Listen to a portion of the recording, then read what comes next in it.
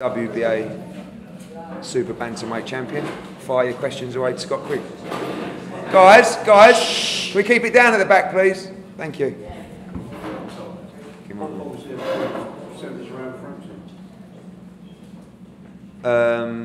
What's that? I missed that one.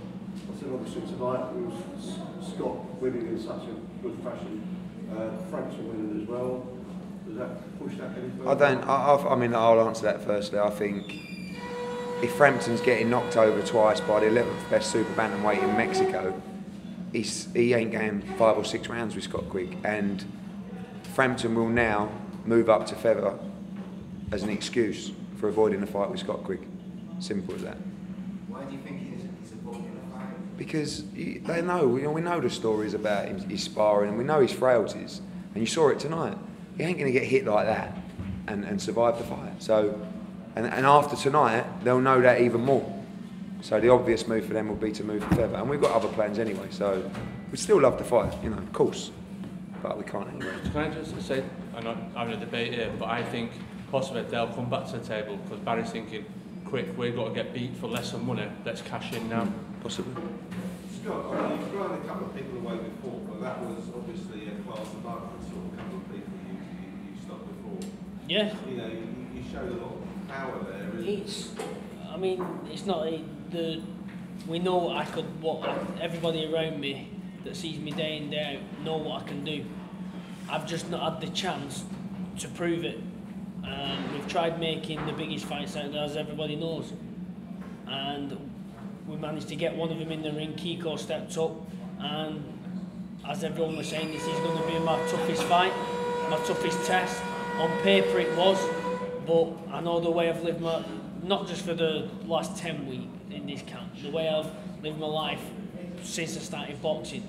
And I knew that when I had the opportunity to go out there and prove to people that everybody who picks Frampton or whoever that's better than me, or the critics, that I'll go in there and I'll put in a performance like that. And I've just gone in there and nobody's ever done that to him.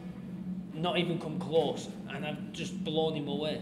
Do you think you proved the point after, obviously you had 2, you got knocked out first time by Frampton, the second time was a big tough fight, wasn't it? And Frampton won it.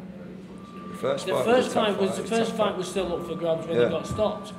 And nobody's, he was took out, and that was that. Don't let people start saying Kiko or Carl did the damage and he turned up, it wasn't the same thing, because it wasn't until I had a new trainer, he had a break and he was well up for that. But you got to see it in the first round. Yeah. He was as good as ever, That's why his first round start? No, not at all. That's exactly what this man that side of me said he were going to do. If anything, it was very easy, because every shot he threw and the way he threw it and the rhythm of him was everything that Joe had said, this is what he's going to do.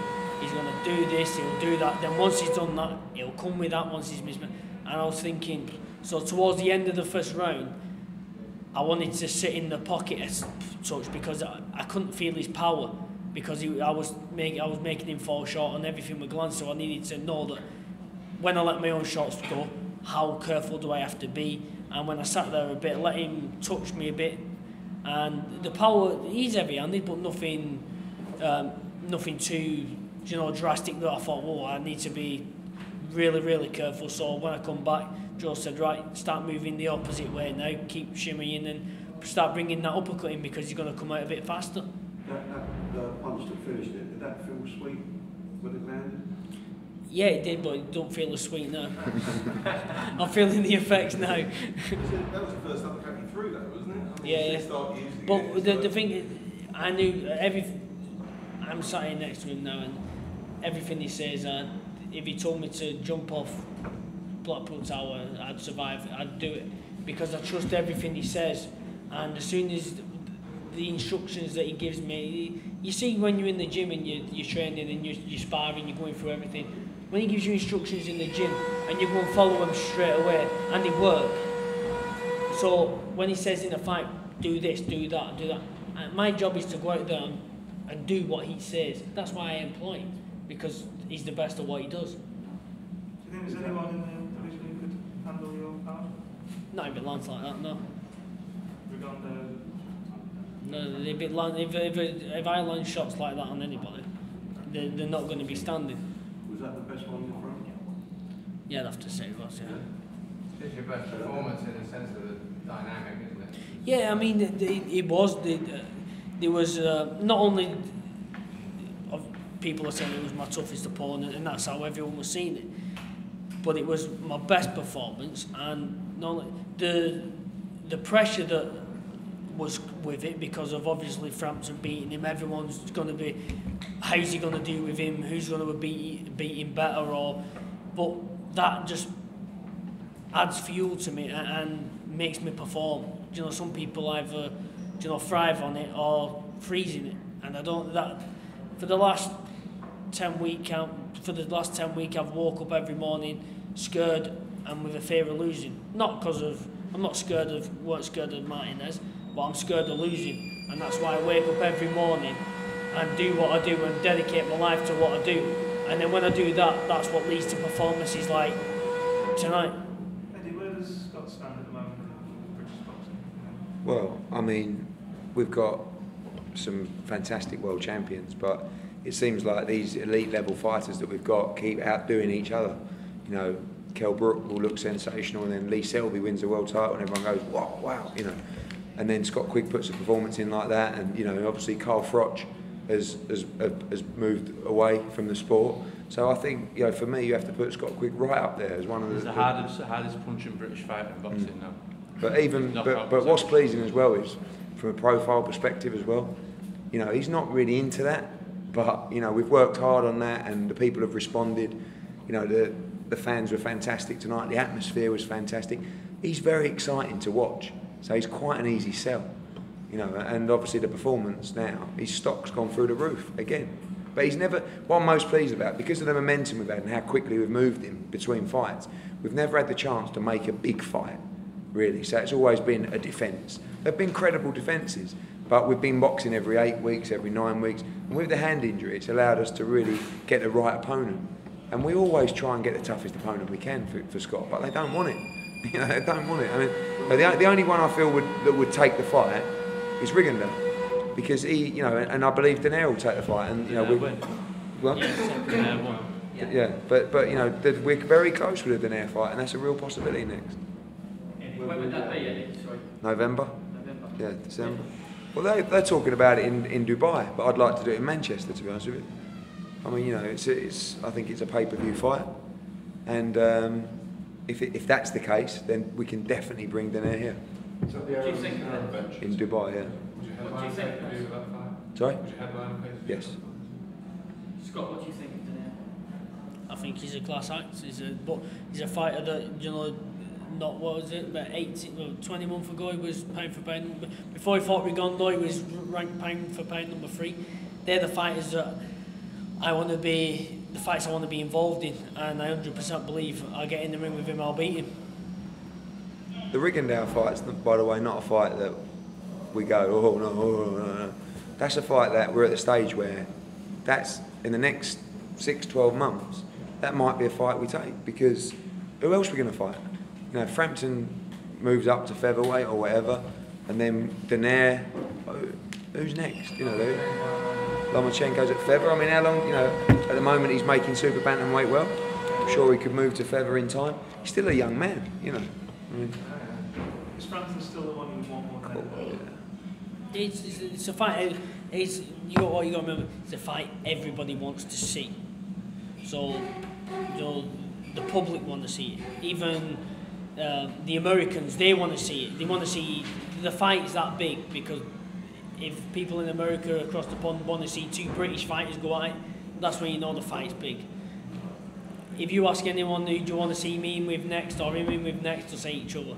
So when you've got a fight that big that would generate that much publicity, that much attention, the money, the biggest purse out there for both of us, that's the fight it's the fight I 1,000,000% believe. I know I'll win. love to see the odds change tonight. Scott, Eddie's touched on a couple of times the fan factor tonight. How big of a boost was the reception you got? You sound like you're from Northern Ireland.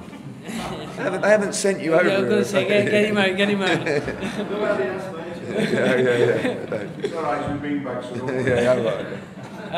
No, that was coming out. It was I had to focus in because the reception I got when I made my entrance, like wow, this is unbelievable, and I appreciate everybody who turned out to support because that just made the night so special. And as I said, I had to make sure I stayed focused. And afterwards, once I had my hand raised, and I looked around, and these are nights that I've worked so hard for since a kid dropping out of school and sacrificed so much. Well, not sacrifice because I enjoy every day what I do, so that's a lie. I don't sacrifice nothing because I live the life I live, and it's the best life I could live. So it's for nights like this and to receive a reception like that is just tops it off. Before the first bell struck, the crowd were going bananas, and you started smiling to yourself. Did you think this is it? All right. Yeah, well, it's funny that what goes through your head. It's that all as much as you have nerves and you a fear of losing and that. You know that when I walk to that ring, I'm walking at peace because I know I couldn't have done any more in training. I couldn't be any more prepared. So you've got to enjoy it. And just before the bell rang and I smiled to myself, it was like, here we go. This is the fun part. This ain't getting shouted at 5:30 in the morning saying swim faster, pick the pace up. So if you can't enjoy that, the fight, then that's the enjoyable bit. Who picked Oasis? Say that again. Who picked Oasis? This is always the track, Really got the crowd going. Yeah. What? I did a Dave Caldwell jump that and just through the water in the air. So, but listen, that was it. And then obviously Anthony Croller, I just thought, I just saw Quigg early, Croller late, and yeah, I'm gutted, but I'm excited with him. And listen, the trouble is there's a Bible that the Gospel according to Barry, and everyone believes what he said. We're quietly confident that fight happens. I told Adam the other day, as soon as we hit him on the chin, he'll go. And it isn't the close fight that everyone thinks it is. He boxes scared, he boxes on the back foot, and the more the time comes on, the more performances you'll see that. Anthony Croller, what he's come from to where he is today, that's an unbelievable, fantastic achievement. From his hospital deathbed there to nearly becoming world champion tonight. So proud of the kid. And fair play to Eddie Hearn and Sky for delivering the opportunity, and I'm sure Eddie will go and ask Barry to dip into the pockets and try and bring Perez over again. And it's a fantastic night, just a shame. But I think you were all here the night Ricky Hatton was here. I bet you all felt, wow, this is them nights are close to be back here now. If Croller would have got the decision, they would have been both back here. But it's coming, and this is the man now, and Anthony Croller, they're both filling out this arena. It's the last time they'll share, because it's just they've become too big now, So. Scottish League on the line, I think 100%. I'm happy for what I've done, but to me, I just it's been and gone now, mine. I need to focus on how I'm going to make myself better when I get back. I'll watch the fight and I'll think, right, and I'll probably want to be in the gym Monday morning, but I won't. September? We'll have you out in September if you want. I was thinking more like August. Oh, right. August the 1st. Eddie, I've got your headline active if you don't brilliant. Joe, Scott says how much, if you told him he would survive jumping off Blackpool Tower, he would do it. What are we looking at here in terms of the talent that this guy's got? How far can he go? Can he go to the top of the pound for pound list, for example? I think that performances against fighters like Anita Danair will start making people sit up. I think pound for pound in Britain is in the top 5 already. His knockout percentage, and all we've got to do now is take on these fighters over there in Anita Danair. Rigondo, haven't got a problem having that fight whatsoever. They've sparred, we're quietly confident. And we're not all ballyhooing out, just quietly, very quietly, confident about them. And I think it's an old cliche, the better the kid, the bigger the fight, the bigger the occasion. You've seen that at Scott Quigg tonight. He didn't choke on Broadway tonight, he shone. And there'll be many more nights on Broadway for this kid.